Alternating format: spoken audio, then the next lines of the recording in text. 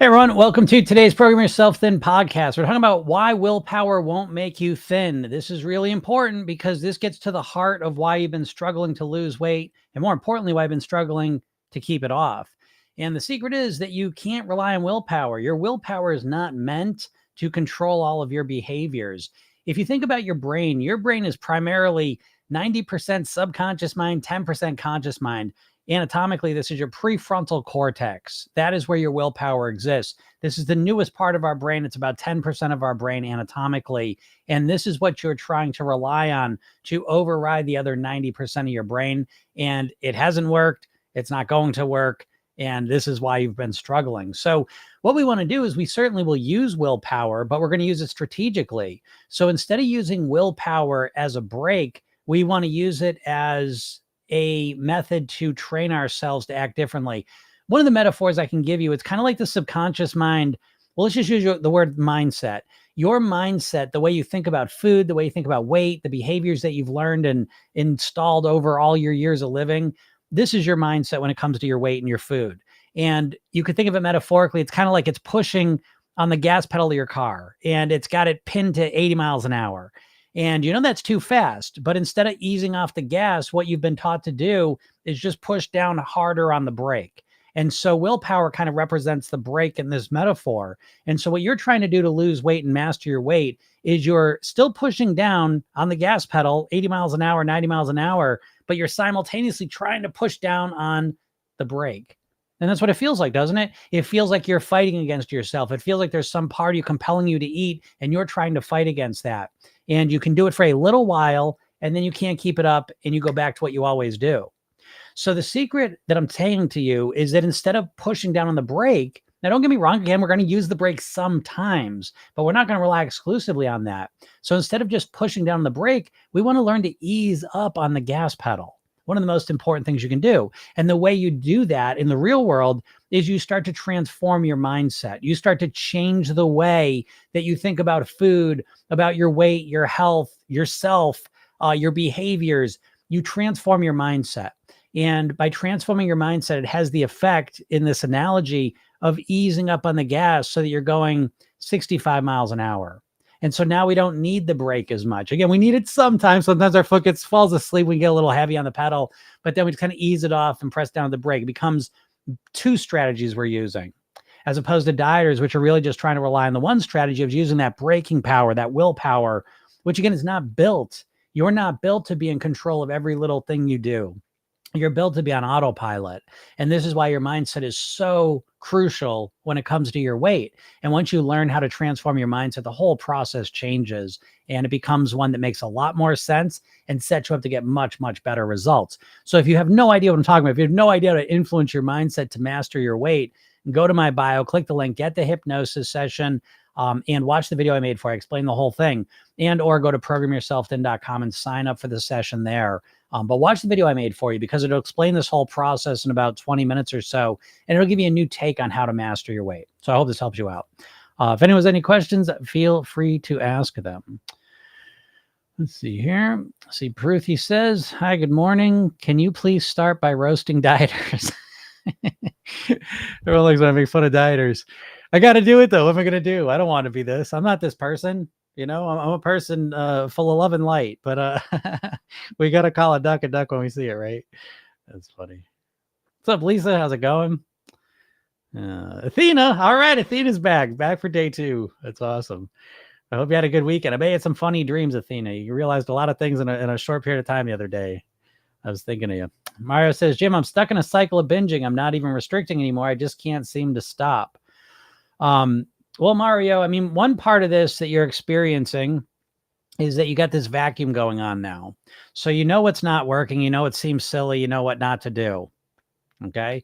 But now there's filling in all that empty space with what do you want to do? How do you want to think? Who do you want to be? How do you want to eat? How do you want to feel? I mean, we could go on. But yeah, it's again, this is a common pattern people go through. And yeah, it's transforming the mindset into one where you become the person you want to be. And so again, Mario, for most of your mind is basically saying what you don't want to be, right? You know, you don't want to binge. You don't want to do this thing. You don't want to do this. You don't want to do that. You don't want to do that. right? But at some point we got to start filling in the vacuum of what do you want to do? Who do you want to be? And I would bet that's a big part of what's going on here. You know, that's just me knowing you a little bit. You know, that's me kind of saying that. But if I didn't know you at all and you come to me and say that, the other thing is probably the emotional side of it.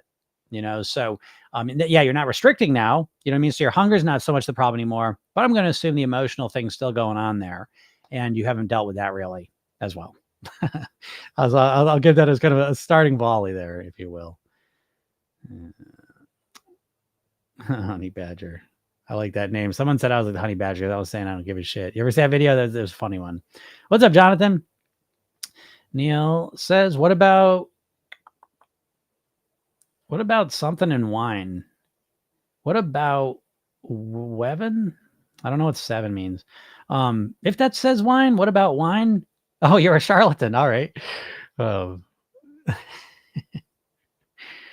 Let's see what a charlatan is exactly. Like, I know that word, and I read a whole book on charlatans, but let's look that up. Am I a charlatan?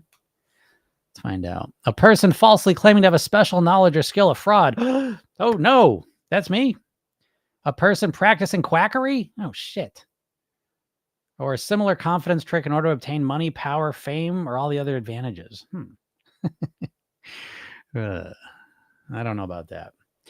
What's up, Don? Somebody else says, what do I do if I think about food 24/7? Now, that's very interesting. And that happens a lot because that's a dieter brain right in a nutshell. Dieters thinking more about food than anyone on the planet, right? And the diets train you to think about food constantly. So ironically, thinking about food's not the problem. It's which food you're thinking about that becomes the problem. And this is a great example of the difference between trying to stop yourself from doing something and getting yourself to think about something new. So again, the diets are all about don't think about ice cream, don't think about cookies, don't think about sweets, don't think about pizza, don't think about carbs. It's always trying to not think about stuff. And now you're obsessed with that simply because your subconscious mind does not understand negatives, right? So if I tell you don't think about a banana, what are you thinking about? Right? I tell you don't think about a banana, but you're thinking about a banana because you got to make sense of it. So most dieters are literally obsessed with the exact things they're trying to eat less of or cut out. And so what we want to do instead is we want to start focusing on what we do want to eat. The missing piece of the dieter's brain, simply because all the diets are owned by the fast food companies, the food companies. So Weight Watchers was owned by Heinz. Jenny Craig was owned by Nestle. Atkins Food Products was owned by the same company owns Cinnabon and Auntie Anne's Pretzels. The Slim Fast is owned by the same company as Unilever. So literally everything you've learned about diet is there from the food companies, and they're a manipulative little bunch. They are. And the thing they've taught you about weight loss is dieting, and dieting clearly doesn't work. And yet you keep doing it because that's the only, solution that's ever put out there for you. But it's this obsession on what you shouldn't do with a complete and total absence of what you should do, other than I should eat healthier. But you don't really have the granular understanding of what to eat healthier, why to eat healthier. And so as you keep thinking about food, but shift your food thoughts over to healthier foods, nourishing foods, foods that really satisfy you, satisfy your hunger, make you feel alive, make you feel better. So start focusing on those foods, and I think that might be a solution, but we'll find out. So give it a shot. No roasting, positive enforcement, much more better. All right, fair enough. I only roast when I have to. Gary says, do you think about food like you want it or how you can control your eating? I guess same thing. Athena says, yeah, I'm still so shocked about everything I realized recently. That's great, Athena. Again, I'm proud of you because that's a good spot to be in for real. It really is. I know it doesn't feel that way sometimes because sometimes it feels overwhelming. Like, oh shit. Everything I thought's wrong. Oh God. And that's a tough spot to be in. I get that. But once you kind of get comfortable with that, now you're in the spot where like, oh, I thought that I was wrong. Now I can think right. So yeah, I get that it's a little disorienting, but you're in a much better position. Trust me. Then I decided to switch the bacon I was having to avocado with eggs. Yeah, I think that's a good suggestion. Good solution. That's a good one. Jonathan Zanzelli, you've already gotten a troll already. I know. I don't ever get trolls, and I take them, I don't mind people calling me a charlatan. I got no problem with that. I love when people call me a charlatan. As long as you don't just say I'm a charlatan and disappear. But if you want to stick around and tell me why I'm a charlatan all day long, I love that. Because fuck yourself. You can't tell me when it comes to weight loss, everyone's a charlatan because nothing works. nothing works. So, you know what I mean? Who the fuck would ever call me a charlatan? You could call me a charlatan if I saying I'm going to cure something that medicine cures easily. No problem. But when you live in a country where 72% of the people are overweight or obese, who's the charlatan? you know, I mean, shit, when the numbers are that bad, it's a free for all, but anyways, he says, I gained all the weight in less than a year. My life has changed so much ever since. People treat me so differently. I now snack on protein bars instead of the sugary dates and nuts. Yeah, protein bars, and I want to make this clear. I speak because I do a lot of coaching. When I do my coaching calls, I go into more detail with things. And when I do these podcasts, I do speak in more generalized terms, so I'm not against protein bars 100%. I am against protein bars in the sense they're not great for you. Again, but there's always a spectrum of things. But yeah, people treat you different when you're, I don't know, it just that's what it is. I mean, we're going to sit here and pretend that people don't treat you different when you're overweight, because they do. I mean, Jesus Christ. I'm not going to sit here and pretend we live in a fantasy world. It's not right. I think most of us can agree with that. Doesn't work, doesn't help. It's unfair, but it's also that thing, it is kind of that way. I now snack on protein bars. Yeah, Athena, I hope you watch the video I made, because I was thinking of you, Athena, too, because I was thinking to myself, like, before I go into this, I like to put little asterisks to let you know what's coming, because I don't want this to be an infomercial. I do the podcast purely as a gift. It's my attempt to help the world be better, so I don't want this to sound like an infomercial, but I am going to make a quick point, because I do also live in a world where I've invested well over $100,000 in my own personal development. Okay. And so I buy into that whole idea that you invest in what you believe in, and it's a shortcut to the things you want to accomplish and all the rest of it. But the point I was thinking with you, Athena, because you really clarified that. Athena, for anyone who doesn't know, she got on here the other day for the first time. And like other people, again, there's no judgment here, but a lot of the assumptions that she had about what was healthy and what wasn't, and weight and just in general, was completely wrong. And if that's the case, like if your assumptions are completely wrong, it's very difficult to get the results that you want to get, because all your intuitions are just wrong. So you feel like you're doing the right stuff, but you're not getting the results. And that almost always leads to the belief that no matter what I do, I can't lose weight because there's something wrong with me. When in reality, the main thing wrong with you is the way you were thinking about things. You're just incorrect. That's all. And I'm not judging you about it. I was the same exact way, because we live in a society where they're constantly trying to get us think incorrectly about all these foods, because there's a lot of money being made off of us eating processed foods, being overweight, just the whole thing. It's a gigantic industry. We all know that. So I always think like with my program, and I do charge for it. So why do you charge for it? I just want to help everyone, because I also know that people value what they pay for, and that I know for sure. But what you're investing in with my program, or any program you get where you start learning and accurate stuff, is it's a shortcut. Because Athena, for example, she's doing a lot of action. She's working out every day. She's paying attention to what she's eating. She's cleaned up her eating a lot, but she's just completely missing all the main things that are affecting her weight, and she's flummoxed.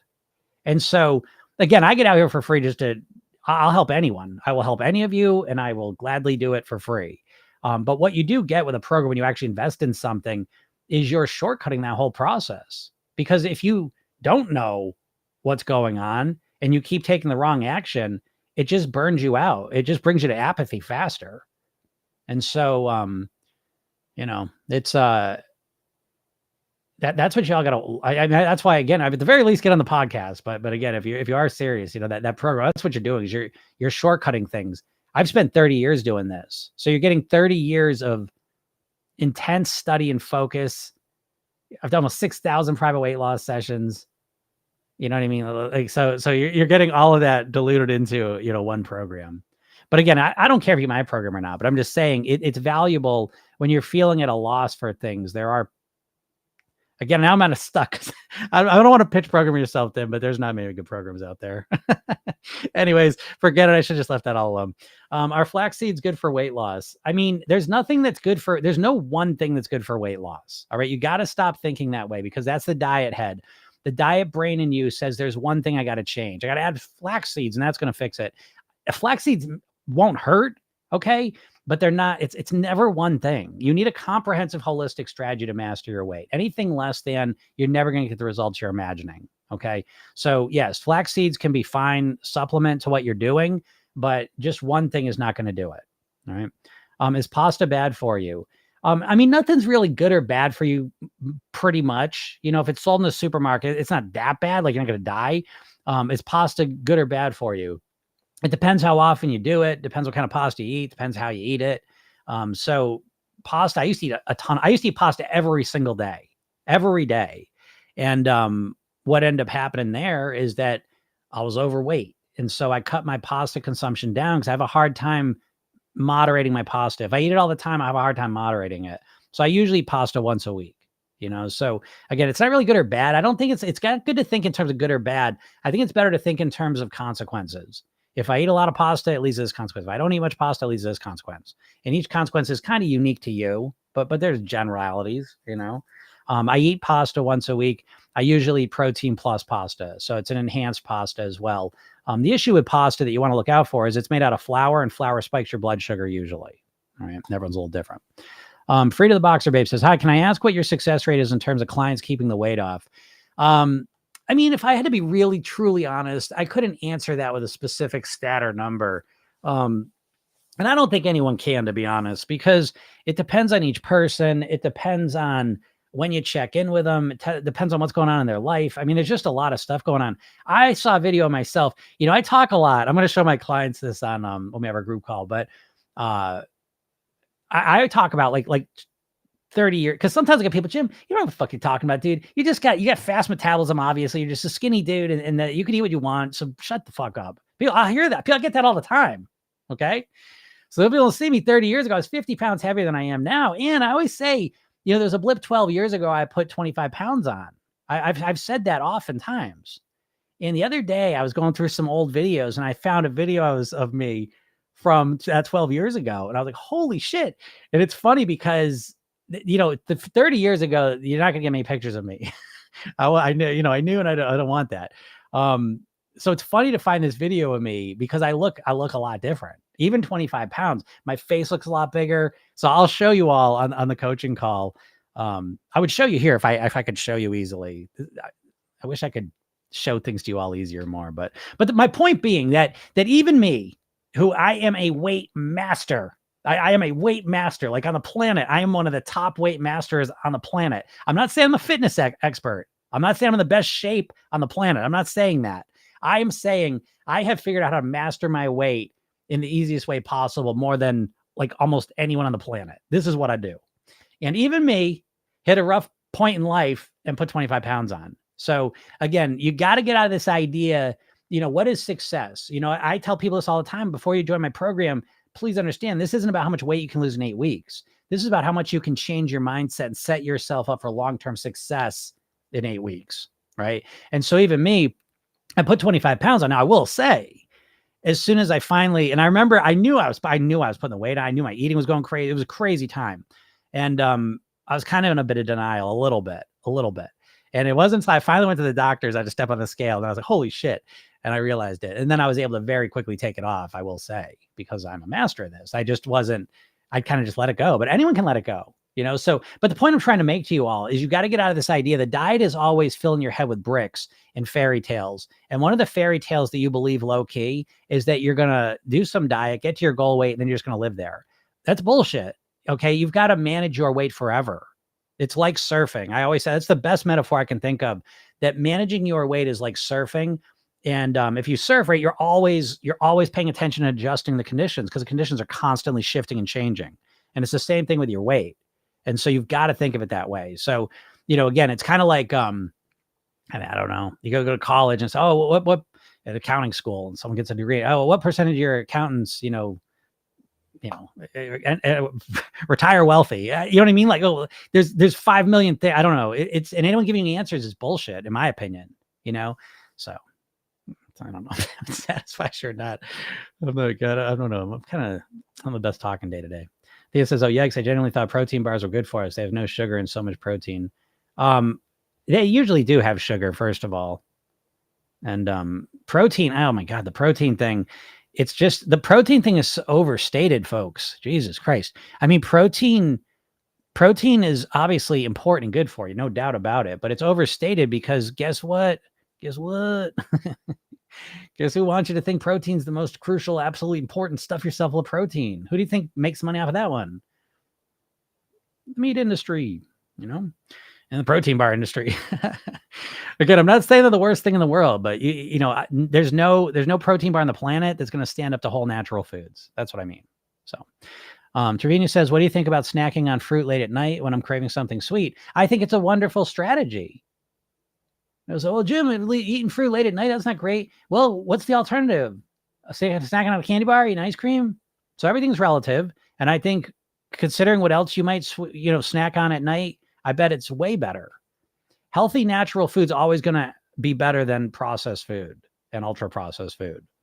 And so, yeah, I mean, is eating fruit late at night the best thing in the world? Is eating these cotton candy grapes, a whole bag of them right before you go to bed, the best thing? I probably would think no.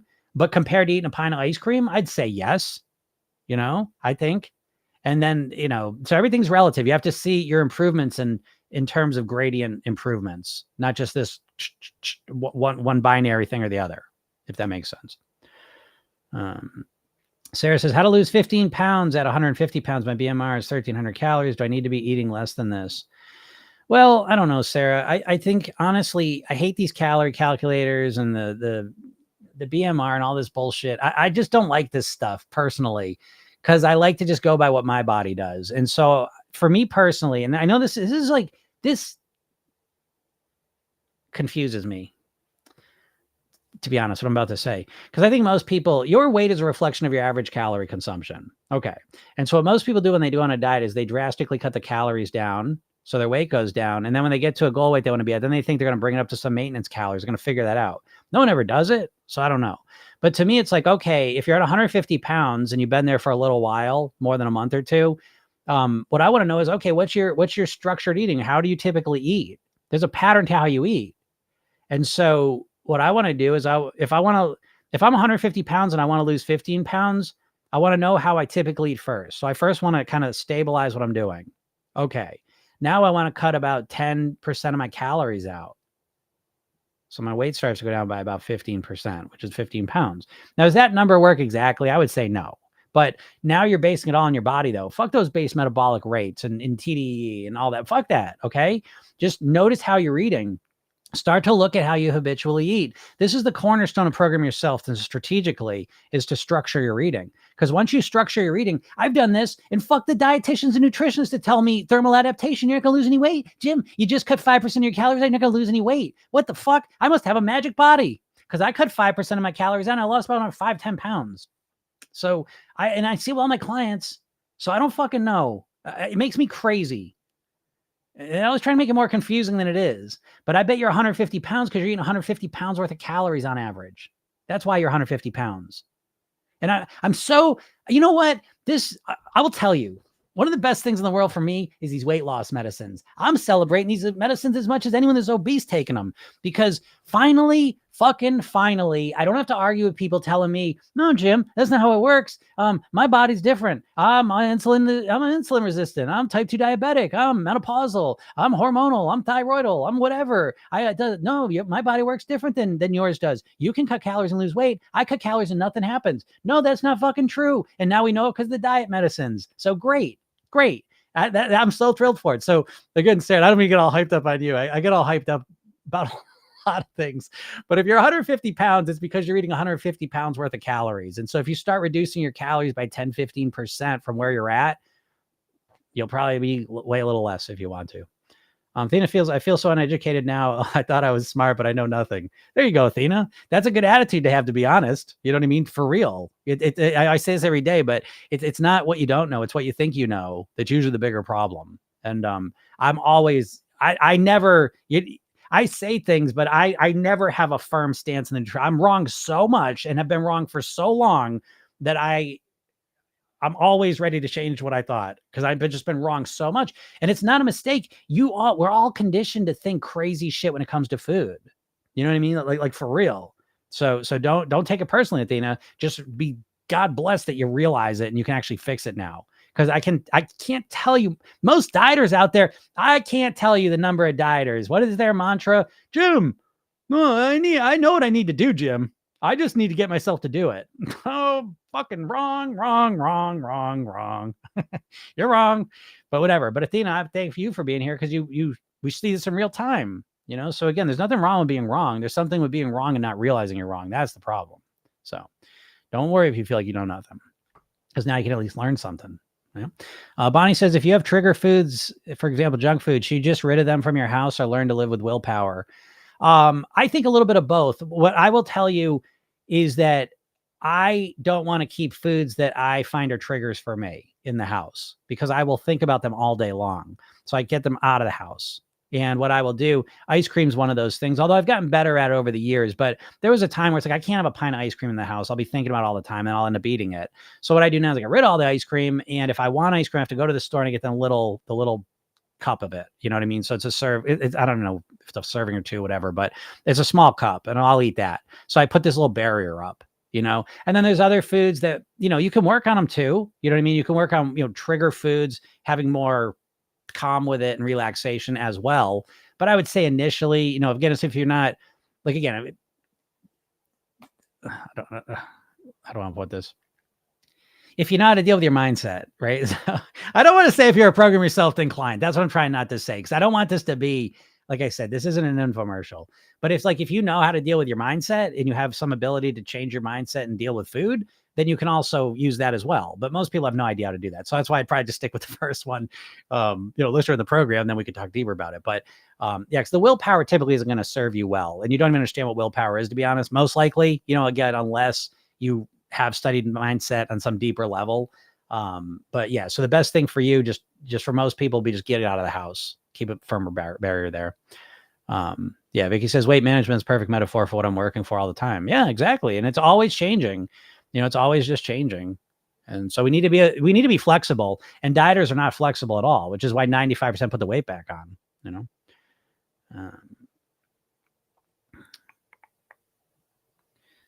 see. Yep. Mario says, thanks, Jim. You're right as always. Well, thank you.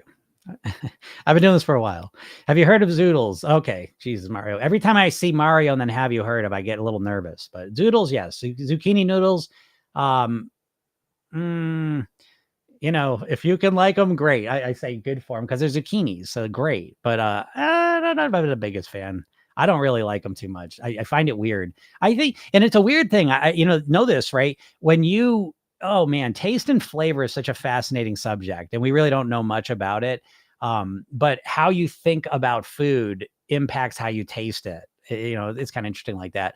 But so for me, when I have made the zoodles, my brain's thinking pasta, and I'll put pasta sauce on or whatever I put with pasta. So my brain's thinking pasta, but it's zucchini, and I like zucchini, but I find when I'm trying to eat something, zucchinis, to try and make them taste like noodles, I find it very underwhelming. I don't really enjoy it.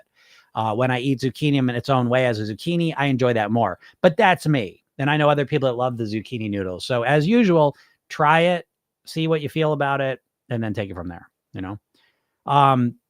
Paula says, hi, Jim, is there a problem with nudge? I'm unable to get in.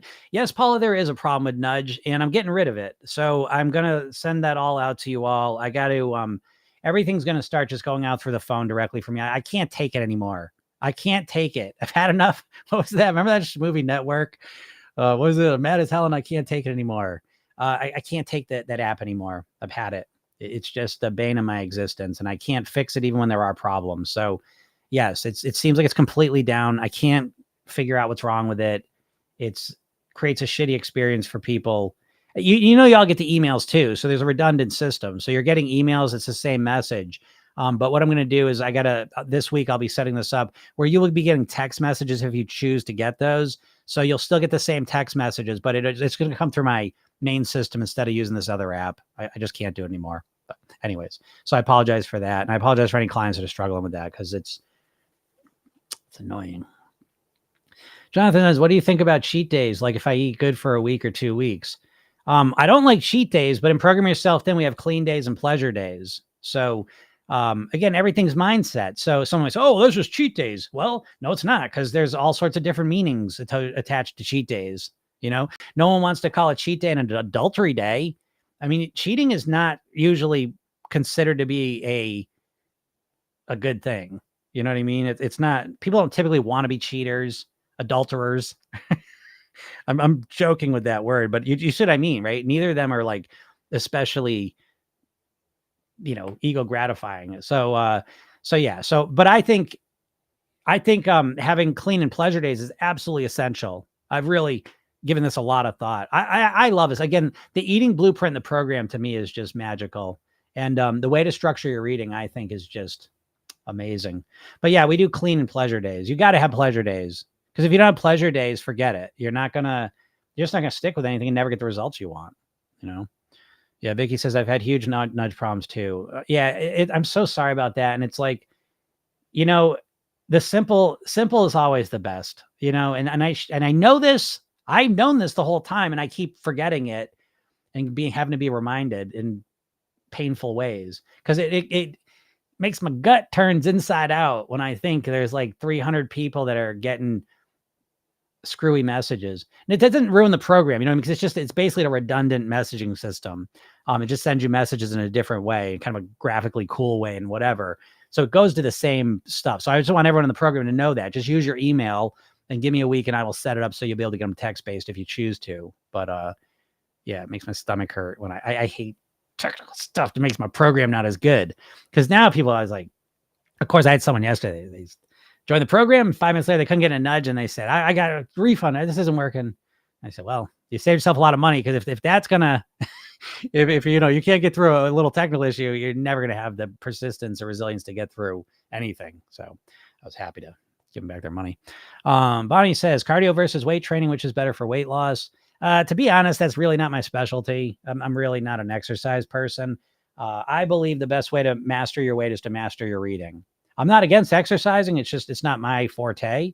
And when it comes to weight loss, it's really, for most people, exercising, especially if you have not exercised and you're going to start exercising to lose weight, I would say that's a bad idea for most people. You're way better off focusing on what you put in your mouth. So that's my thoughts on that. Vicky says, had a pleasure day for my partner's 90th birthday yesterday. Enjoy the hell out of it. Now back to clean. Enjoy that too. Yeah, exactly. I had a pleasure weekend, eating food, come right back to clean. Love eating clean. It's all about balance. It's all about long-term strategies. So what's your success rate with menopausal women? Now that is a question I can't answer. Is that I have a tremendous success with menopausal women. I can't sit here and give you a percentage. Please never listen to any percentages. You know what I mean? People are just full of shit with the percentages. I can tell you that.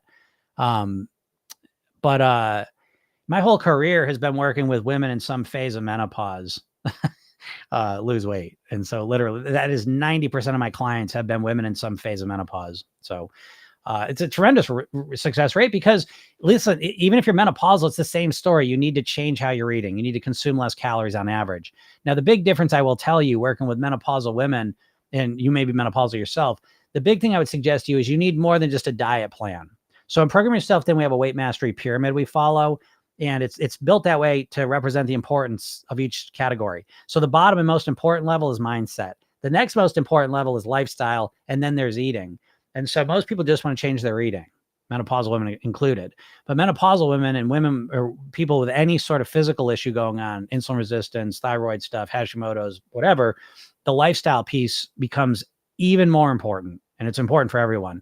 And so if you're menopausal, I think cleaning up your lifestyle is absolutely crucial. So we kind of work on that in the program too, which is a big part of why my clients get great results. So lifestyle in order of importance, the 8 habits we talk about in the lifestyle piece, proper sleep, hydration, relaxation, breathing, nourishment, movement, meditation, gratitude. And I show you how to weave those into your life in a comfortable way. And that supports everyone. Athena says, was wondering why my motivation isn't working. I want to get in a relationship really bad, so I use it as motivation, but it doesn't work. Nah, that's typically not going to work. Extrinsic motivators tend not to work very well at all.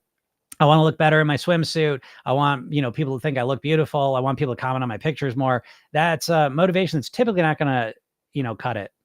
Sorry. I know you think it should too, because you're obsessed with it, but look at your results. The results don't lie. And typically that's not going to be motivation that's going to work for most people. So yeah, Athena, again, you need deeper motivation. This is why in the program, the very first thing we cover in the mindset piece is your motivation.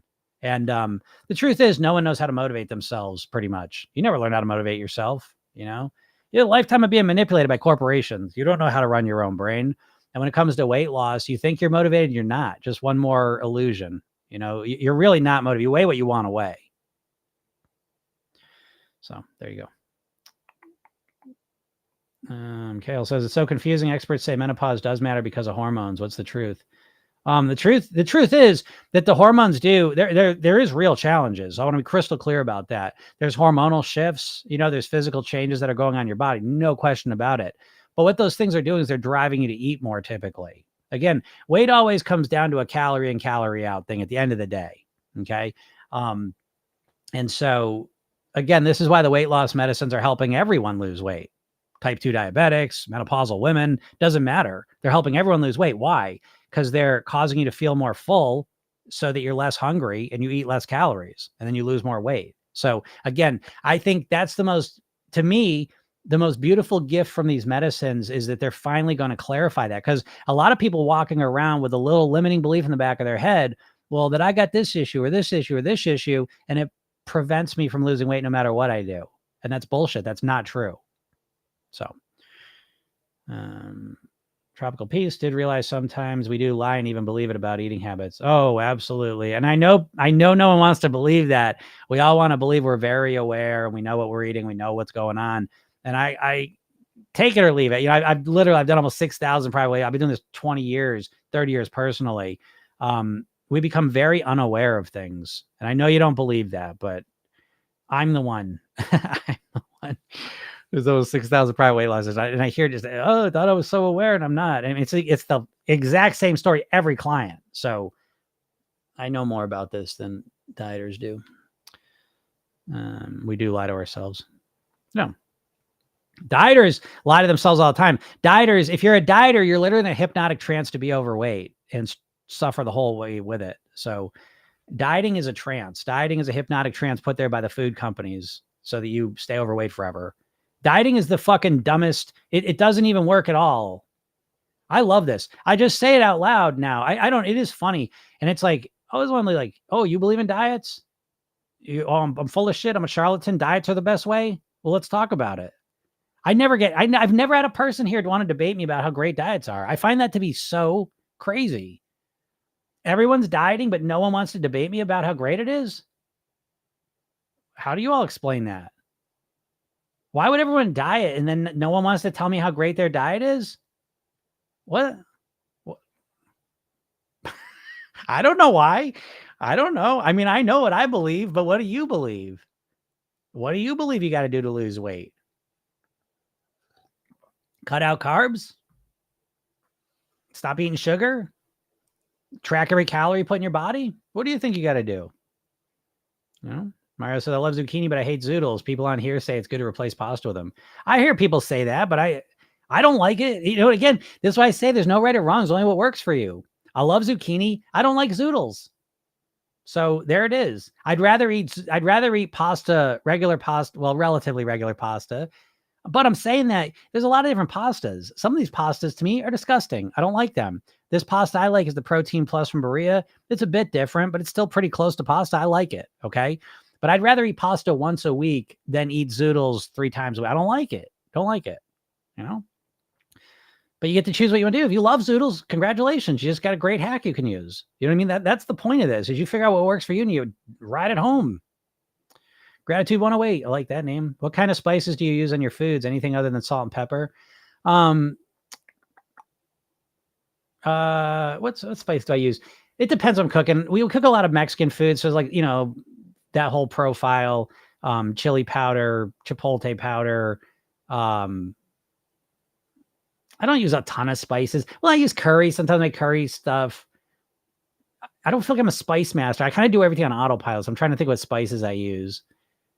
But I do use different spices. Yeah, I mean, I use like hot peppers. I like hot peppers.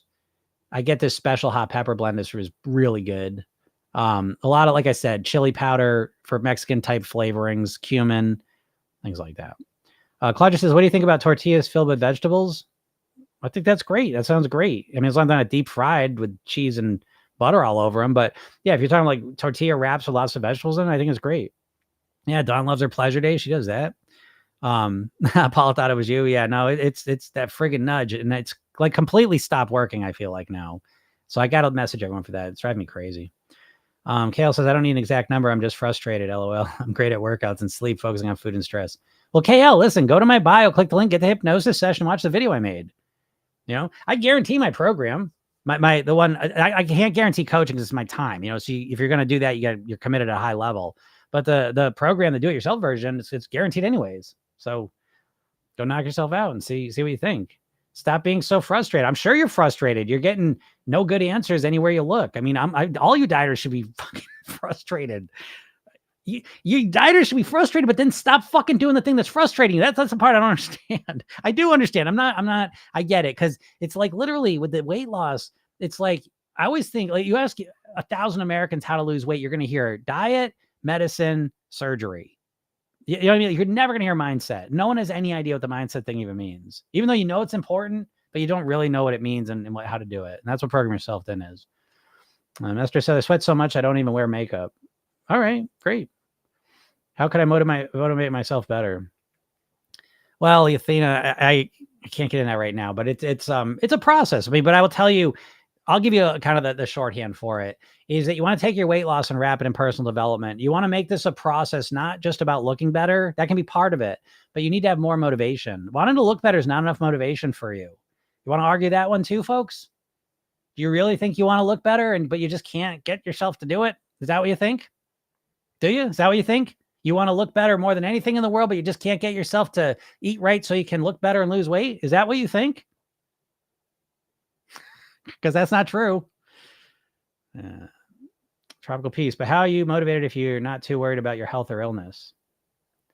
Yeah, I would. There you go. I think Tropical Peace is right the money. Like, how are you going to compare your motivation to want to look good in a bathing suit and you haven't lost weight in 20 years with that motivation versus the motivation to want to look good in a bathing suit and I want to live as long as I can and I want to have the best quality of life while I'm here? How the fuck would that motivation not be stronger than just wanting to look good in a bathing suit? You know, but you haven't taught the diet industry. What do you think they motivate you with? Every single weight loss ad is a before and after picture. So it's caused you to think of your weight loss motivation superficially. I want to look better. And you're missing the whole story. You're dying potentially earlier than you need to. You have a lower quality of life, physically, mentally, emotionally while you're here because you keep eating bullshit. You know? So again, there's way bigger motivators to tap into than just looking good on the beach. You know? Haley says, I wish it was as simple as I eat too much, so that's why I'm fat. Well, what do you think it is, Haley? It's not that you eat too much. What do you think it is? Just honestly, I'm curious, if you don't mind, or anyone else. If you think it's not because of what you eat, what do you think it is? What's up, Don? My sister loves zoodles. I'm not a fan. Yeah, right. Some people like zoodles and some people don't. That's what I mean. If you love them, cool. That's awesome. If you don't, that's fine too. Yep. Hot sauce. Yep. Eat lots of hot sauce too. Turmeric. Yep. Turmeric's good. Yeah. Deanna says totally agree on the zoodles. I can't get into them. I also would rather have less pasta, but real thing. Yeah. That's how I am, you know? Yeah. Julie says diets don't work, but you just go back to square one. Exactly. Eat less processed, eat more whole food. I agree with Julie. I think that's smart suggestions. Yeah. Yeah. Vicky says real pasta, good portion, less often. You enjoy the hell out of it. I like that. Angry Serpent says, what can I do to not feel so bad emotionally after having a very unhealthy meal? I usually eat very clean and I'm hitting the gym 6 times a week. Yeah, great job. What you do to not feel so bad when you overeat or you haven't, first of all, I think you should schedule in some pleasure meals. I think the idea that you're just going to be perfect 7 days a week forever is I think the fastest way to screw up. It is for me anyways. But so I think there should be planned days where you get to eat what you want to eat in the way you want to eat it. So not where you're just binging for the day. I'm not a binge day, a day where you get to eat your favorite food. Okay. But let's just say you have your clean day plan and you went and go crazy with it. And so how do you deal with that? Well, what you do with it, because the shame and the guilt and the feeling bad doesn't help you at all. Okay. Not feeling bad, like beating yourself up version. But if you connect to how it feels physically, mentally, and emotionally, there's a difference, right? I'm not talking about beating yourself up. Beating yourself up, ironically, is a disassociative technique. It disassociates from your body. So when you overeat or eat unhealthy stuff, the secret is to connect to how you feel physically, mentally, and emotionally 5 minutes after you finish. And you feel like shit. That's the beauty and the gift from that experience. You feel like shit. So instead of beating yourself up is not feeling and then going into a headspace where you say, oh, I'm a jerk and bad person, blah, blah, blah, blah, blah, blah. Connecting to the experience, the consequence that follows is saying, oof, I'm having trouble breathing. I don't feel that good. I feel kind of tired now. Mentally, I'm up in my head and I'm frustrated with myself. And I feel like I let myself down. I feel like I got to start over again, even though it's not true. Emotionally, I feel kind of let down, frustrated, annoyed, irritated with myself, all the rest of it. And you steep in that for a second, because that consequence is always the same consequence of those foods. And eventually what happens is you link that strong enough together and it helps you make better food decisions, if that makes sense. Mara says, oh, what do you think about those low calorie ice creams? Or so-called healthy ice creams? I mean, I don't know. They have less calories in them, and I don't know. It depends what they're made out of. Depends how often you eat them. Again, a lot of it's a trick, and so it depends how much of it you want to eat. But I'm not gonna go too deep into it because I know nothing's good or bad. It's how you utilize it. So it's a bigger picture answer than just being like, oh, that's good, that's bad. You need to have context, and there needs to be a bigger picture to understand what that is. If that makes sense. Esther says, I've been proud that I've been able to fast and drink water. Good job. CS says, any natural supplements that you recommend to help speed up metabolism? No, I don't believe in supplements. You're so truthful in facts. Well, thank you. That's what I try to do. Some people are just lazy. Yeah, some people are just lazy, but I'm not here with that message. I want to make that crystal clear. I'm not here saying you're overweight because you're lazy. Not at all. I'm saying you're overweight because you're consuming too many calories. And I'm saying you're overweight and consuming too many calories, not because you're lazy, but because you literally don't know how to reduce your calorie consumption in a strategic way. That's what I'm saying. And the diets take tons of energy. They take too much energy. And the diets are not set up for success. They're set up for failure. Diets are created by really smart people to get you to feel like you're doing something and then fail with it. So eventually you just hit an ultimate apathy with it. It's that simple. It is that simple, right? Yeah, Haley says it's about the mindset, not just the food. What triggered the change? Oh, okay, Haley. Yeah, fair enough. And I get that, right? So, Jesus, I don't think there aren't too many people that are going to go deeper into the granular details of why you eat the way you eat than I will. But at a very top level line, you've got to start off with a very clear understanding that your weight is a reflection of your average calorie consumption. Okay. So again, technically it's what you're putting into your mouth that's controlling your weight. And I think there's a lot of confusing messages that seep down into our brains that confuse that. And the more confused we are about that, the worse results you're going to get. So, yes, on a very top level thing, it's the calories going into your body. They're controlling your weight. But then what's causing you to consume the calories? That is I always say people think of weight loss like calories in, calories out, like a bank account, credit in, debit, debit, credit. And, it's more like the stock market. It is just a big hodgepodge of multiple factors all influencing each other. And so, yes, it's absolutely about mindset, but it is just the food. Technically, on another level, fuck your mindset. Because if I put you in jail and I was in control of your calories, fuck your mindset. I'll make you lose weight. So again, we have to think of it both those ways, I think, because they're both true. And I think they're both important to think of, because the second we start thinking, well, I'm menopausal, I'm insulin resistant, it doesn't matter. My metabolism's slow. A slow, fast metabolism difference like 60 calories a day.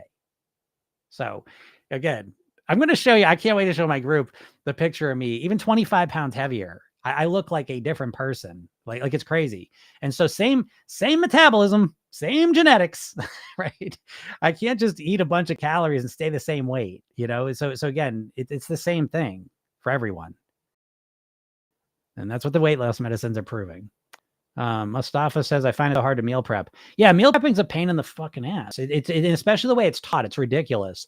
And so meal prepping, the biggest criteria for meal prepping right after, is it healthy and in my calorie ranges, is it easy? Because if it's not easy, you're never going to stick with it. I don't care how motivated you are, so you got to make it easy too. The secret to meal prepping, in my opinion, is to make it, realistic and practical. And I think about that constantly because I'm as lazy as it gets with the food.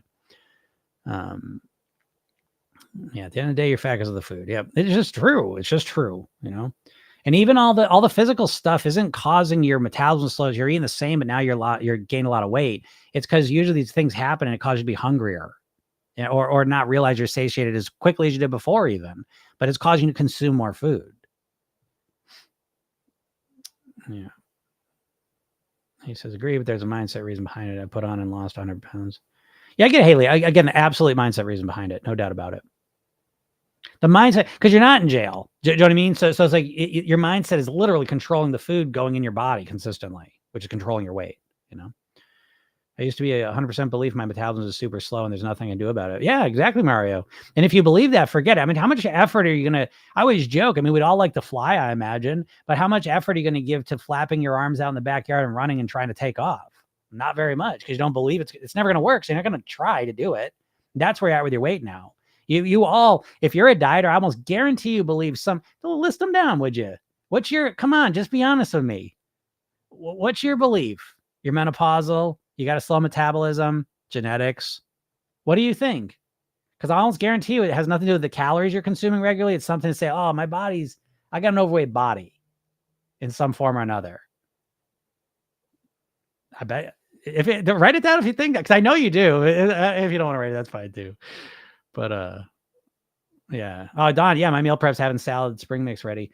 Even my meal prep screwy this week in a good way, but I literally am prepared for it. Because we just signed up for a CSA, which is like where you go to the farm and give them some money, and every week you get whatever. And so it's like I've got tons of lettuce, but usually I got a bin of lettuce. And so I got to like clean the lettuce. I got to get it ready differently. And I take that into account because, again, I'm an autopilot person. We all are to some degree. But the CSA, that's exciting stuff too. But I'll be talking about that because, again, we never get focused on nutrients. We never have any reminders for nutrients. Like he says, so many different mindsets and lifestyle and consumption factors go into the mix. Yeah, absolutely. There's a lot of factors at play. And that's why I always say, I tell you, it's glorious now though. Like, again, I'm not trying to I don't try and get dieters into my program. I'm not trying to work with, I like dieters that are smart, realize, this dieting mindset's bullshit. I need to figure this out. And then they go and get my program and we work together. And I like that. But most people don't really want to do this kind of work. Most people just want to just tell me what to do. Just tell me, okay, now I got to stop eating carbs. Oh, okay. Oh, I got to take a supplement. Oh, okay. Oh, I got to do this. It's always going to be more than one thing. But if you don't believe that, I don't want to do that, you should just tune out now, because what I'm saying is not for you. What I'm saying is for people that are overthinkers, action takers, that think about this shit and do shit all the time, but they can't get the results they want. And it's because you've never gotten a holistic, comprehensive approach to mastering your weight, right down to the idea of like how you frame it. Even the difference between weight loss and weight mastery, it all starts there. Weight loss is about getting to your goal weight. Weight mastery is about living at your goal weight. So, yeah, it's a nice one. I used to binge on healthy ice cream because it's healthy. Yeah, that's exactly the problem there, right? Shauna says, does your program require measuring your food and hitting macros? And do you like fasting as a tool to use? New to your channel. No, I don't require shit, first of all, because I think I always say this, that the goal is for you to create a one size fits one plan. You're creating a plan for you and you alone. And I think this is so important. And I think this is so overlooked with weight loss because, think about all these diets. What keto's supposed to work for everyone? Weight Watchers supposed to work for everyone. Like there's no ability to refine it to yourself really. Weight Watchers a little bit more, but it's just, you've got to figure out what works for you. So my system's more about what, if you love measuring your food, knock yourself out, measure your food. You hate measuring your food, then please don't fucking measure your food because you're never going to do it long-term, And in terms of hitting macros, if that's something that matters to you, knock yourself out. The main food thing I track is how whole and natural my foods are versus processed and ultra processed. That's kind of like the number one thing on my head. And then after that, I think kind of in calories in a vague, general, intuitive way, but I'm kind of confusing things now a little, but it's more intuitive. And again, there's a lot of ideas out there, but it's basically comes down to figure out what works for you. Cause I know you, Sean, and I can even tell by what you're saying that a lot of concepts, so a Program Yourself, and pretty much all my clients, no one starts with Program Yourself then. If you've never tried to lose weight before, I wouldn't even suggest getting this program. It's like Program Yourself then is a solution of last resort. I'm the thing that people have tried every diet and it doesn't work. Now here I am and I'm fine with that. But the beauty of that is that you come to the program. Typically, most people come to the program with a lot of wisdom, knowledge, and experience. Problem is, you've never learned how to utilize all that experience and knowledge in an effective way. And so Program Yourself Thin, it's really about taking everything you've done and learned, good and bad, successes and failures. We learn from all of it what to do or what not to do. And you create a one size fits one plan that's custom built for you. So if you like fasting, use it. You like counting macros, do that. You like tracking and measuring every little thing you do, cool. So a lot of people are like, not a lot, but some people are like that. And then if you don't like that, you don't do that, and we figure out another way. So in terms of fasting, I use fasting. I usually stop eating 6, 7 o'clock at night. I'll eat the next day, 7, 8 o'clock. So I'm usually fasting 12, 13, 14 hours a day. It was never intermittent fasting to me. I just kind of naturally did it on my own 30 years ago. I loved it though. I think creating a window of time where you're not eating is wonderful. I think going into straight 16 hours of not eating is overwhelming for most people. So I don't like the diet approach to intermittent fasting, but I like the concept of giving your body a break from eating for a while. Digestion is a huge use of energy, and just eating and snacking all day long is the kiss of death. And I used to do that, and I felt like shit, and I couldn't believe how much better I felt. So I like fasting. I don't like intermittent fasting in terms of the rigidity of it. If it's a rigid intermittent fasting plan you're following, I think that rigidity is going to sabotage you ultimately. But I like the concept of intermittent fasting. If that makes sense. Athena says, but aren't there actual people who have slow metabolisms? Yeah. And again, the difference between a fast and a slow metabolism is like 60 calories a day. It's almost nothing. So that is not the thing that's causing anyone to be overweight, your slow metabolism. Don says, I wish I came here first. All right, fair enough, right? That makes sense too. Yeah, you save yourself a whole bunch of bullshit, I suppose. But you're unique, Don, because a lot of people just, I don't know. I remember Tony Robbins saying this, that he's like, I guess I have a low threshold for pain. Because I don't know, dieters have a very high tolerance for pain. Because how else can we explain why dieters just keep on dieting? What the fuck? Especially, again, I don't know, like the dieters that listen to my podcast all the time, I do not know how you're doing it. I really don't. I don't know how you can listen to me regularly and go and keep trying to diet. I get these people sometimes, and I don't get that. What a torturous existence that must be. But Sarah Kabobado. I love that name. There's a lot of bows and does in it. I've mastered my weight, and now I just want to weigh a little less. I think I would like that more. Well, that's great then. Yeah. And that's totally fine. I was in that same spot, when I 12 years ago or so, I put 25 pounds on, and I took 15 pounds off pretty quick, but then I raised my goal weight by about 10 pounds. It was just a crazy time of life. And I was like, I'm fine here for now. But then as things kind of settled down, I got more used to that. I took 5 pounds off.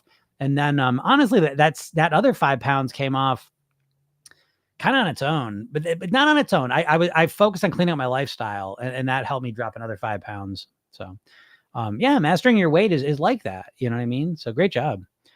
Don says, I feel truly amazing fasting daily. I do not feel it as a diet. That key is breaking digestion. Yeah, exactly. What to do after a binge? After a binge, you connect to, the feeling of it, physically, mentally, emotionally, the consequence that follows a binge. Not beating yourself up. Again, I can't stress that enough. Beating yourself up doesn't help. Connecting to the consequences, the natural consequences, physically, mentally, and emotionally. The mental and emotional ones are the biggest ones. The physical ones you kind of habituated to. You don't even notice them that much. But mentally, what are you saying in your head after a binge? It's very negative. How do you feel emotionally after a binge? Let down, negative feelings. And so it's not about beating yourself up for it. It's about just connecting to those feelings. I always use the metaphor that if every time you binged at the end of it, I popped out of nowhere and whacked your thumb with a hammer, how many binges would it take of me doing that for you to start, when you think about binging, you saying, maybe not. Maybe 3, 4, 5, 10, 20. But eventually you get to the point, I don't want my thumb whacked. I don't want to do that. So that's naturally how humans operate. But when it comes to food, you've been conditioned to just focus on the anticipation. So you literally go in a trance. Every time you're thinking about what I want to eat, you go into a trance that just focuses on getting the food and eating it, and you forget about the consequences. So I hope that makes sense. But that's a big process that we use. Kathy says, you're so thin, though. I am so thin, though, because I'm a master of my eating and my lifestyle. Again, I wish I could. Let me find this thing. I don't think I could even show you. So funny. I don't even know if you could tell. Let's see. You do not. Whoops, that's not it.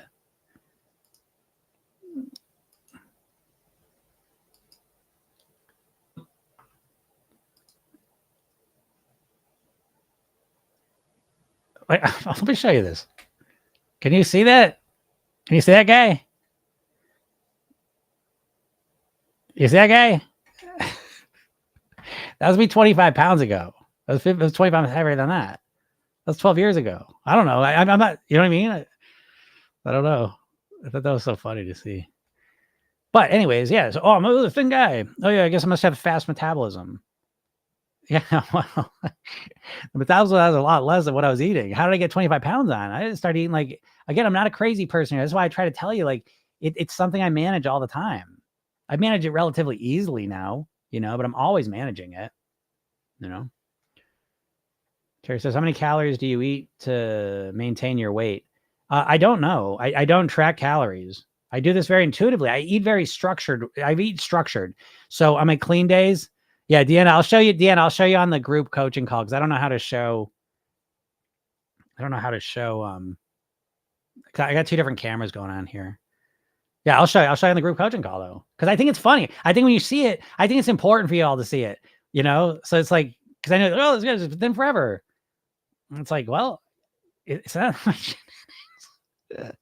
my genetics.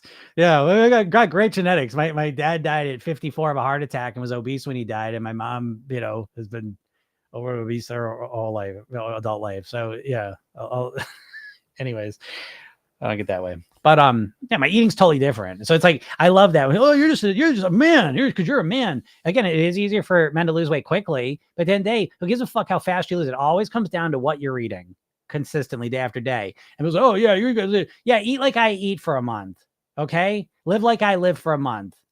Let's see. Let's see what happens. All right. So yeah, it's funny. I'm trying to think. I don't even think my yeah. No, I know that. Yeah, they think I'm just naturally thin. No, I don't think so. It doesn't. I'm unnaturally thin is what it feels like. I mean, I know I say these stuff, but I literally had to reprogram my mind, my lifestyle, my behaviors. If I had never learned in this, and again, I don't take credit for this. I say this story a million times, but when I was 19, I was 50 pounds heavier than I am now. I was in a dark ass spot. And it was like, this is just my luck. This is your luck for even finding me. It's the same thing in some degree, but it's like, I took a semester off from college and I was in a kind of a dark spot, but magically I was exposed to Tony Robbins, personal development, martial arts, yoga, meditation, guitar, these things, and hypnosis, NLP, and I grabbed onto them with both hands and I learned about them. And that's where everything changed for me. That was the defining shift in my life, second only to meeting my wife, right there. And, that was me dedicating to that, learning that. And had I never learned those things, I wouldn't be sitting in front of you doing this, but I would easily be 50 pounds heavier than I am. I don't think I would have been obese. I don't think I ever would have been that way, but I think I would have easily been 50 pounds heavier than I am right now. That's probably where I think I would have been at. But so anyways. Yeah. Yeah. It sets me off. It does set me off because it's fucking irritating, because it's like, I've put so much work into this, you know what I mean? Like I really have. And so, and I say it to you too. I don't know. Like, I know it's discouraging. I know what it was like. It's a hard work. I don't know. I don't know. I don't know what I'm saying now. Going back to the wine only, a 6-ounce glass, 5 days a week from now on, lots of water. Yeah. That's a good one. How come you still look good and healthy? I mean, I still look good and healthy. I was still eating relatively healthy, that was me with a good solid base, but just a lot more calories stacked on top of it, And so yeah, I've been healthy. I've been living a healthy lifestyle, eating healthier food for 25 years, 30 years. I say, and the difference there is I've been living healthier for 30 years, eating a lot healthier for 25 years. That's how I look at that. So even when I was overeating, put 25 pounds on, I still had a strong foundation of health, I would say. So that's why I'd say it. Yeah, I don't know. You want to see it? Oh, Mario says, I wish my extra 25 pounds looked like that. Yeah, well, I mean, first of all, yeah, it depends what the base is. You know what I mean? The base of it all. But Mar, you got a negative self-image anyways. You probably look fine. Because you talk like you're 200 pounds overweight, just so you know. Kathy says 25 pounds is what I want to lose. No. And again, the 25 pounds, it's pretty considerable. I was pretty shocked because I say all the time 25 pounds. When I saw the picture, I said, holy shit, this shows up. It's a different version of me, I think. Maybe I'll show Deanna because Deanna knows me. I'm going to see if I can show this somehow. I'm trying to think of this. Let me see if I can do this. Hold on a second. This is for my Instagram people. Let's see if I can. I don't know. Maybe. Let me see if I can get this. Let's see. Get this all wired up, so I'm gonna I don't know. Can you see that? Because how much fuller my face is, it's crazy. So I don't know. Maybe it doesn't seem like much to people, but it does to me because I got to stand up looking at myself day in and day out with all these things. So, anyways, there it is. But who cares? Not about me. So, am I the only one who thinks you look the same? No, maybe. So you enjoy wine or beer? I drink wine every night. Italians, just wondering your opinion. Yeah, I used to drink beer every night. That was part of that whole picture. Yeah, it's in the face, right? So it's yeah, I was drinking beer every night then. Now, again, I was having myself, I wasn't getting drunk much. You know what I mean? I wasn't really getting drunk. But I was drinking a beer every night and it was like a big ass 16-ounce beer, Now, again, I was proud because I used to be a binge drinker. So everything's relative. So I was proud of myself for not being a binge drinker anymore. But I was still drinking every night. So yeah, can you drink, and lose weight and stuff? You can, but, it's not going to help. So again, I'm not sitting here saying, and I drink wine still, by the way, but I drink wine pretty much on the weekends, and I still drink some beer. I drink a lot less beer. I drink more wine, but I moderate. I compressed it down, kind of that simple.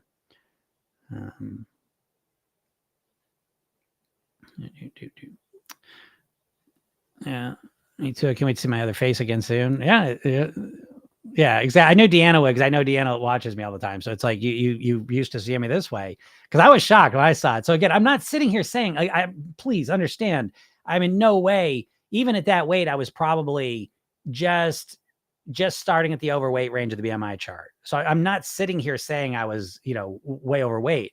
What I'm saying is that I put a lot of weight on, and for me, that was pretty considerable. And so it looks quite different to me, but and it feels quite different. I remember it, and yeah. 25 pounds is a lot, and that's just what you see in my face. I genuinely believe it's in my metabolism. Oh, okay. Yeah. Great. I'm glad you said that. Again, there are factors. And I think this is where part of the confusion comes from. There are obviously skinny people and overweight people. There are factors, but those factors typically show up more in terms of appetite signaling. And a lot of those, there are genetic factors, environmental factors, the way you were raised factors, what you're eating factors. There's just a lot of stuff to it. So again, I don't want to sit here. I'm not the person that can just be like, oh, just do this one thing. That's why I'm always on the fence. I got a hypnosis program that is so good. It's my imprint program. It's part of the system that I sell as my full program, but it's the imprint program. And it's every day you get a 5-minute hypnosis session. At night, there's a sleep hypnosis session, and it's super powerful. It's so good. But part of me hesitates to sell it on its own because I don't want to be out here pretending I'm selling a magic pill. But the reason I say that, though, is that it lets you know your weight there's so many more factors impacting than you think of it. You think of it like a dieter and you think it's like, oh, just my willpower, that's going to control it. And there's so many more things going on. And it's not your metabolism. You know what I mean? It's not the metabolism. It's your mindset. It's your lifestyle. It's your eating strategies. I've always been bigger than people my age. So it's definitely my genes and metabolism. Yeah, fair enough. Because those things are real. You know what I mean? There are genetic and metabolic factors. There's no question. And if you grew up that way, absolutely, but there's also a lot of strategies. I mean, let's just look at it this way. And again, this is where I like the weight loss medicines. I don't recommend them. I mean, I'm a holistic person who teaches a holistic natural program. So that's what I want to do. But if you not Rye, if you started going on the medicines, what would happen is your appetite would go down. You would consume less calories and your weight would go down. Do you believe that? Because I'm curious, What's up, Deb? I drink on my pleasure days. I struggle in meal prep. Takeaways have become an addiction. Yeah, takeaways. Yeah, I mean, it's addictive stuff. I mean, all restaurant food's addictive because it's super salty, fat, sugary, and everything. So, yeah, restaurant food is always going to be a more challenging thing, But the secret's not to just stop getting takeaway. That's what I guess I'm trying to say to you all. The dieters are like always thinking they have to stop everything. But I think it's more important to start adding things in, and what I mean by that is eating healthier, natural foods. And simultaneously cutting down the takeaways, but to just cut away on the takeaways is probably going to work. So Not Right says, not really. Aren't there so many other people who don't lose weight from medicines? I don't want to be mean. I just want to be real. No, I appreciate that. Hey, listen, please. I suggest this to all of you. Please disagree with me. I don't know everything, but I bet I know more than you do. Not to be a dick, but I bet I know more than you do about your weight. I'm just going to say that. I bet what you think about your weight is incorrect and you think it's real. And maybe I'm wrong, though, and I'm fine with that. I don't mind being wrong, but I bet you're wrong more than I am. But anyways, so please, I don't take it as being mean. So you think if you took Ozempic or whatever, you wouldn't lose weight. So if you think that, then yeah, then you're really stuck in a negative mindset. I would research the medicines because they have a tremendous effectiveness across the board with everyone and type 2 diabetics. So all the people that you'd be referencing, people have been struggling with obesity their entire lives. It's helping them. So that's interesting. And I think this is coming again. I think if you come from family where there was obesity, raised in an environment where there was obesity all around you, and you've been obese since you were younger, it's harder for you. There's no question about that.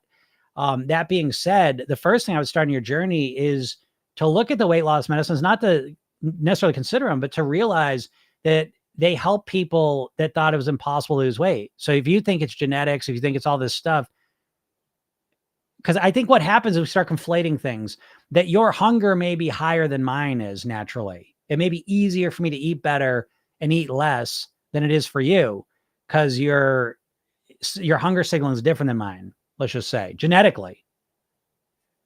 Yeah, I can't even imagine being thin and what it's like. It seems impossible for me. No, I get that. But what happens now is and this is a really important conversation because a lot of people feel this way because now it's very emotional and you're not thinking clearly. It just feels like I'm not that person. I could never be that way. No way. And you're not thinking logically about what's going on here. Do you believe that your weight is a reflection of your average calorie consumption? And what do you think would happen if you reduced, let's just say 40% of your calories? If I put you in jail and I reduced 40% of your calories from what you have been consuming over the next year, do you think that would have an impact on your weight? So we got to kind of start there just to see if you have the connection between calories and weight in your head. What do you say to the phrase food noise? Oh man, food noise. I mean, food noise is a bunch of stuff. Again, it's just another one of those things. I wish I could just give you a simple answer, but in some ways, I feel like I've been dealing with food noise for 30 years because it's your internal dialogue, right? You're talking to yourself all day and night, And so I think it's really important that we understand what food noise is, and I'm not going to sit here and simplify and just say, oh, it's just your internal dialogue. There is more to it than that. There is hunger signaling. There's leptin resistance. There's a lot of different factors. But at the end of the day, the food noise has a bunch of different reasons why. The biggest cause of the food noise in your head, well, the two biggest causes, let's say, of food noise in your head as an American anyways, is the nonstop advertising and mental triggering that's done by the food industry. You're exposed to food cues, thousands and thousands of them every day. And then the other thing is if you're consuming a standard American diet of processed food, that food is literally designed to keep you unsatisfied and hungry all the time. So you combine those two things and then you add stress on top of it or underneath it. and you've got the perfect situation. Oh, then you add dieting where you're constantly thinking about food and all the rest of it in that way. That's the perfect recipe for having all this food noise. So, again, I wish I could just give you a simple answer, but I will say this, that I've been dealing with food noise for 30 years. So I think about it all the time, and I think about it from a natural perspective, just even to the point. So I discovered this shit before the scientists. Now I'm overstating it a little bit. Hold on a second. But these medicines, the weight loss medicines work because they increase your GLP-1 hormone. So they found that the holy grail of weight loss is that, your gut hormones, and they cause you to feel more satiated. And so, you know how else you create GLP-1 hormone? And you know what creates more GLP-1 hormone? When you eat whole natural foods, especially fiber, especially high quality proteins, high quality nutrition, you naturally create more GLP-1 hormone. I stumbled on salads about 5-6 years ago, and that felt like the Ozempic story to me. My hunger fell off a cliff. I couldn't believe it because I quadrupled my fiber intake. I mean, I wasn't consuming that much fiber. I increased my nutrient density and variety I was consuming each and every day.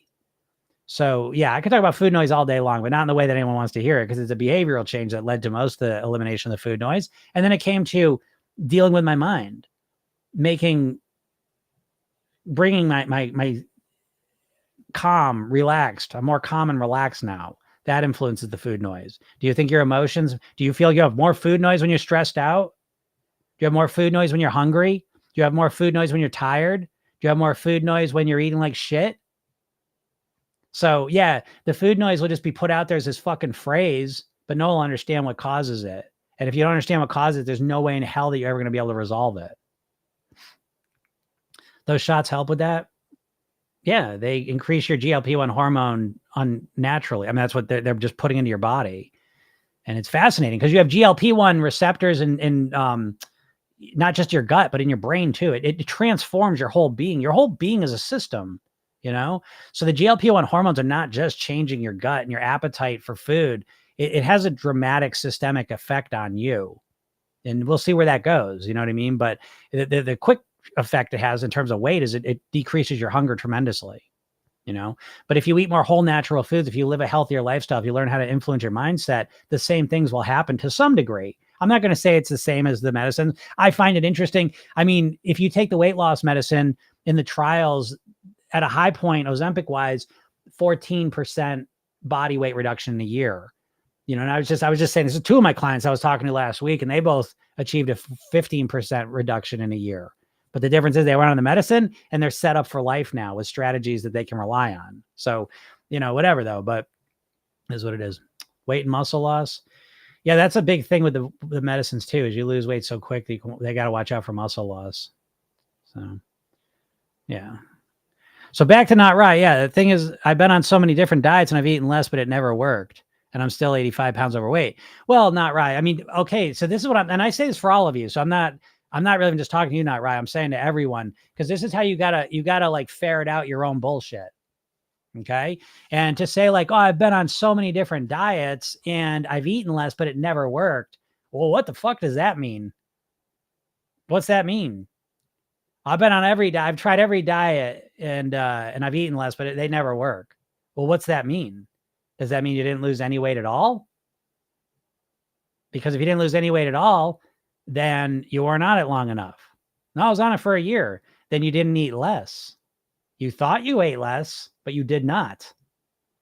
So it never worked is a vague term that really reveals there's a lack of granular understanding of what the problem is. Which again, join the club. That's most people have no idea what the fuck's going on with their weight. You really don't. I say this all the time, that as smart as you are and as much of an overthinker as you are, you know as little about how to lose weight now as before you started your first diet, which is virtually nothing. And I know when I hear vague things that I've been on so many different diets and I've eaten less, but it never worked. I know that means you probably tried lots of diets, stuck with them for a little bit of time, and you didn't lose weight quick enough and you quit. Which again, that's most people's story, But if you're really serious about wanting to lose weight, we got to go deeper into that. What did you try?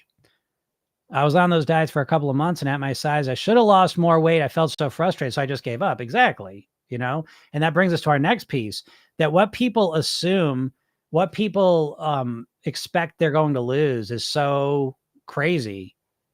People's expectations are out of this world with the weight loss. And so I've seen people losing weight, like significant amounts of weight too. I've seen people losing more weight than they've lost in 5 years when they start working with me, and they go, Jesus, it's painfully slow. This is so what the fuck what are you comparing this to? And so, yeah. So, I mean, what happens, again, don't take this personally, but if you were serious about actually managing your weight, this may be one of the most important conversations you ever have about your weight. And the truth is that you've got a very vague idea what you did. I mean, what specifically did you do? I'd want to know. A couple of months. What's that mean? But I was still doing it for at least 4 months. That's a lot of time to lose at least a couple pounds. What did you do for 4 months? You know what I mean? Again, this is the classic dieter thing that you go into it. Okay, I'm going to do this thing. And if it doesn't work, then it doesn't work for me. And it's like, I don't lose enough weight, then it doesn't work. You got to think your weight loss like a musical instrument, and you start and you suck and you get better. It's that simple. That's the difference between weight loss and weight mastery, that difference in mindset, And again, and another thing is that some people lose weight quicker and slower than others. My whole life is consumed by thoughts about weight loss. I get it. Most dieters, all they do is think about losing weight constantly. I mean, I know you. I know dieters' brains more than you all know your brains. But I know you think about losing weight constantly, but you're not really again. Well, we'll find out. Not right. I don't know how to say your name, but we'll find out how much you care. And again, I'm calling you out here. Okay, I tried fasting, then keto and carnivore. Yeah, exactly. Those are all 3 fucking horrible plans for you. You have a horrible background, right? You've got bad genetics. You were raised in a bad environment around food. You've got no role models around you. And on top of that, you don't believe you can lose weight. You don't believe in yourself, all the rest of it. Okay. And so what do you do to lose weight? You pick the 3 most extreme plans there are. The 3 most overwhelming extreme plans there are. And so you can't stick with it. You don't have a chance in hell of sticking with any of those. Should you have gotten better results? Maybe. You probably sabotaged your results. You don't believe anything's going to work anyways, But at the point, what I'm trying to say to you, and I'm not trying to be mean. I want you to understand that. At the end of the day, you don't know how to reduce your calorie consumption comfortably so that you can do it long term. You've done drastic whacks at trying to cut your calories down. It absolutely has not worked for you. I tried very hard. I believe I did pretty good, but nothing happened. Yeah, but I mean, you tried hard for 4 months and now you're done. What are you doing now? That's the big question. And again, I'm not trying to be rude to anyone, but I'm trying to point this out. This is like me saying, I tried to learn the piano. I did everything possible to learn the piano. So what'd you do? I got that course. I got the learn piano in 24-hour course. I got the learn piano in 36-hour course. I got the master the piano in 1 week course. I went through the, become an expert piano player in 48-hour course, and none of it worked. I fucking still know how to play piano. That's how dieters sound. Yeah, no, you get it. I'm absolutely not making fun of you. Absolutely not. I have more empathy and sympathy for dieters than anyone on this planet. Believe me. The reason I do this every single day, Monday through Friday, every single day for an hour or 2 hours for free. I'll talk to anyone and help you all out. So I am absolutely not making fun of anyone. I make fun of the dieting mindset sometimes. I definitely make fun of the strategies. Right? Someone who's so out of control of their eating to go, and I'm joking because I know it doesn't feel crazy to you, but carnivore is the goofiest diet on the planet right now. Who the fuck, what civilization are you referencing to be a carnivore? Keto's right behind it. Goofy. Keto is a diet made for epileptics. It's a goofy diet.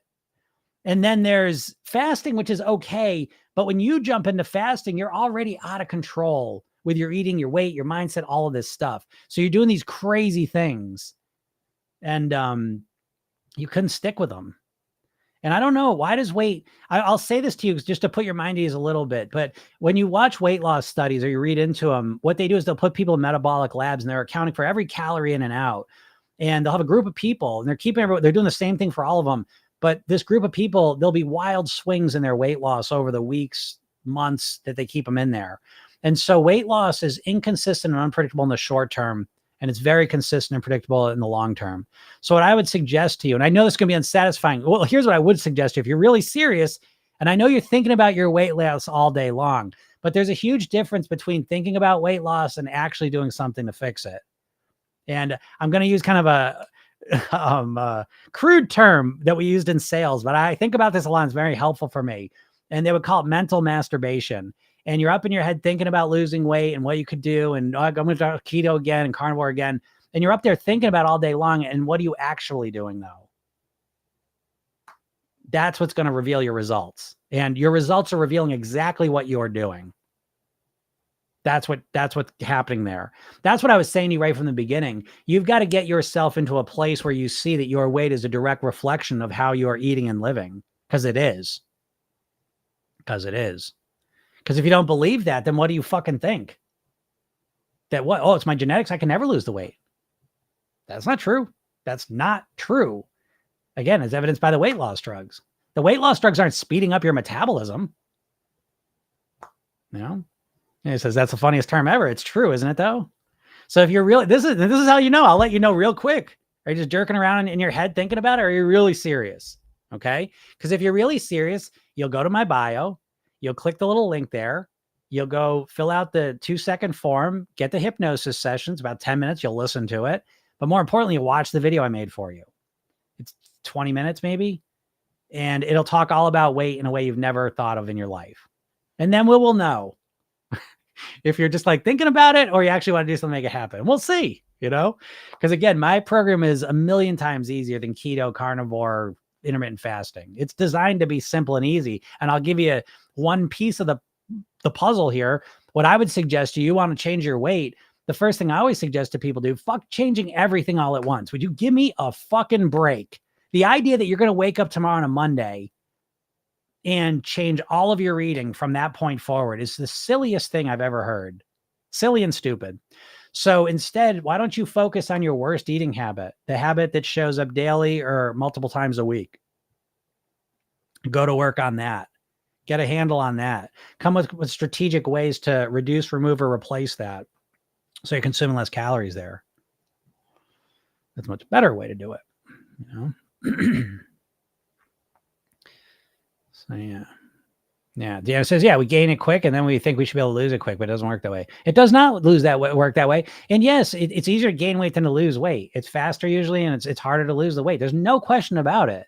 And I can't stand the fucking scientists. And I think scientists are smart. I'm not a scientist, so I'm always impressed by their knowledge. But on the flip side, I think they ask a lot of the wrong questions. So is it easier to put the weight back on? Is your body trying to get you back to an upper weight? I think that's probably true, which is why you need a comprehensive, holistic solution to keep yourself the weight you want to be at. So anyways. Don says, weight loss drugs don't teach us anything, though. Better to learn this natural. I think so. It's crazy how we complicate this by needing others to tell us how when it's easy, eat real food. Yeah, it is true. You never get the eat real food message. I think that's part of the bullshit. You know what I mean? And Ari says, I know it sounds crazy, but I really think I don't eat that bad. Thank you. And that again, join the club. We got a club here. I say that lately, and I thank you, and I really appreciate it. Especially on TikTok, we've had more people thinking like, oh, Jonathan, I'm so sorry to do this to you, but it's just such an easy story to relate. But Jonathan was here a couple of weeks ago, just for the first time. He pops in. He's like, I don't understand. He's like, I eat real food. I eat healthy food. I even overdo that. And I said, well, what's the healthy food you're talking about? He's like, avocados and chicken. I said, what kind of chicken? Fried chicken and chicken with sauces. I said, well, okay, there's the first problem. And so, and then we had someone else, and she goes, I'm doing everything right, and I'm not losing weight. I said, what are you doing? You know, we get into it, and she's way overeating. And so this is what I'm trying to tell you. Your brain, you've normalized to thinking like, well, I eat pretty well, but my weight's still high. This comes back to that core bullshit belief a lot of overweight people think, that it's not my eating, it's my metabolism. There's something wrong. That's why I love these weight loss medicines. I am so thankful for this, because if there was one argument I could never have again in my life and I'd be thankful for, it's the one where people tell me, hey, shut the fuck up, Jim. You're not a menopausal woman. You don't know. You're not a diabetic. You don't know. And so, yeah, well, because what they're saying to me is, it doesn't matter. I cut the oh yeah, you cut the calories and lose weight. I cut the calories and I stay the same. And that's bullshit. That's not true. You might cut calories for a week or a couple months and not lose weight. But if you cut the calories long-term, your weight's going to go down. And the weight loss medicines are proving this. So it's my favorite thing about them. But yeah, you think you're not eating that bad, and you are. I'll just tell you that. So, and by the way, I'm going to hit you right between the eyes with this, because you all need to hear this. You dieters are fucking on Pluto. You're so fucking, your brain is backwards. You've been wired backwards by the diet industry.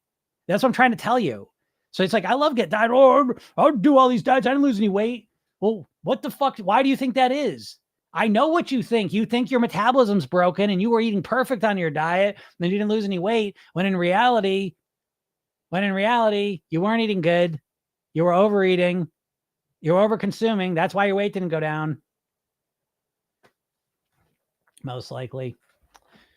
Should I start counting calories? How do I know I'm eating good? I told you what you should do. You should go watch that video I made, and I wouldn't do anything else. I literally would just accept myself being overweight, and this is the weight I want to be at, unless I watch that video I made for you.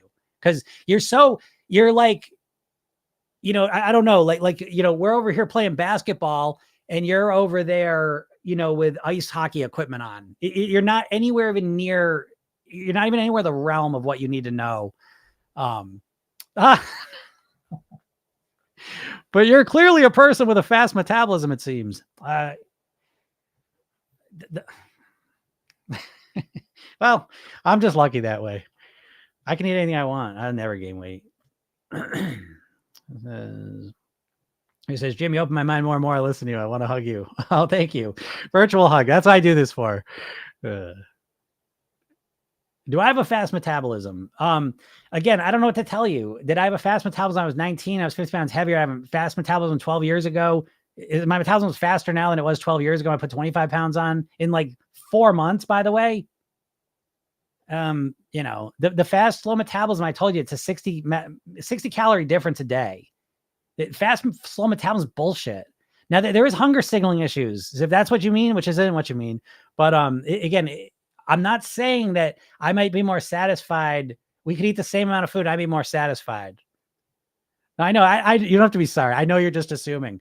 But what I'm trying to tell you is your assumptions, all you dieters, your assumptions are fucking 180 degrees wrong. You know what I mean? Like, it's the cliche. You're running east looking for a sunset. As a dieter, you're thinking totally backwards.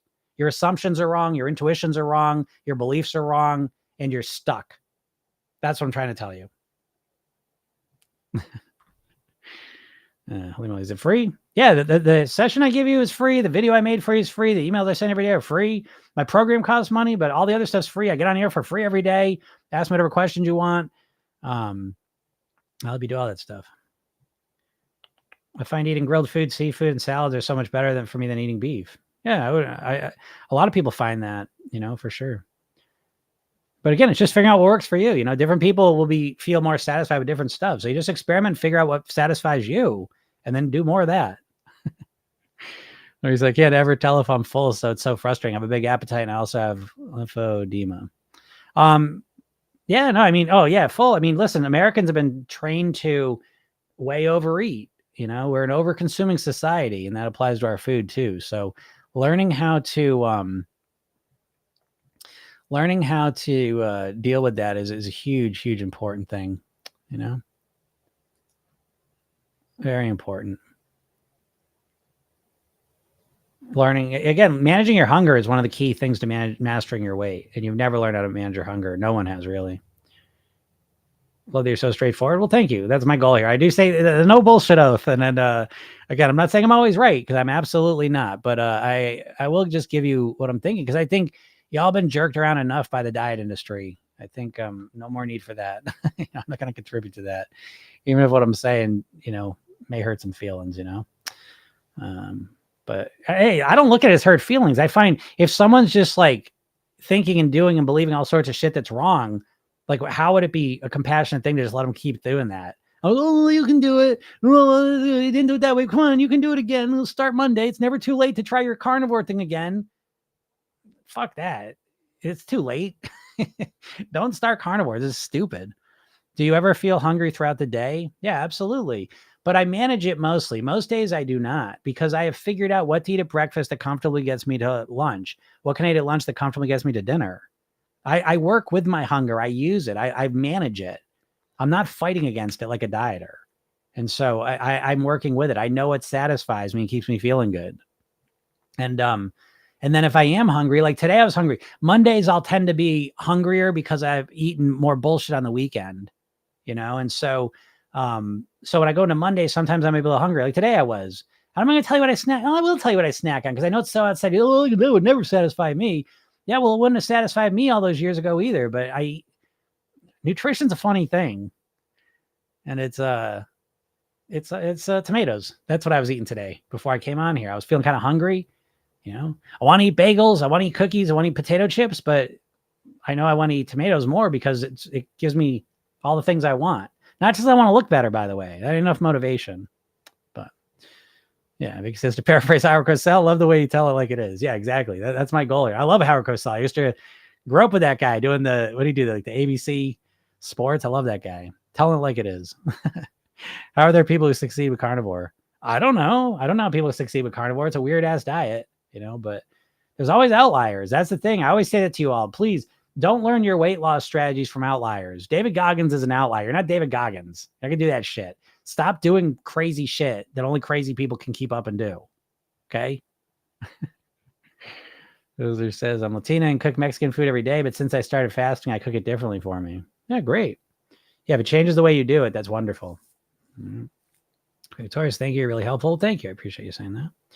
All right, I want to get out of here. Go check out, go to my bio and click the link at the hypnosis session and watch the video. It's all free. Read the emails I send you. It's all free stuff. If you listen to the podcast, this is the podcast. I do this every day, Monday through Friday, usually around noon Eastern. Go listen to that if you want to. The podcast recording of it is up on all the podcast platforms each and every day. You can go check that out. And if you're ever interested in really taking this next level, go join the program yourself then. We'll start working together. So thank you so much, everyone. I super appreciate it. You guys are all great. I really appreciate it. Not Ree, especially. Shout out to you. Thank you for sharing all this. I do all this stuff comes out of a place of love. I want you to know that. And it really does help. I hope it helps you a bit, but it helps a lot of other people, I think, to hear this stuff. So again, I'm always so thankful for the people that are kind of starting this journey and learning new things. So don't feel any frustration or discouragement that things you did not know. Be open to the fact that you want to find all the things you don't know so you can do things better. All right. Especially when it comes to the weight. So thank you so much, everyone. I really appreciate it. Have a super day and we'll talk soon. Bye.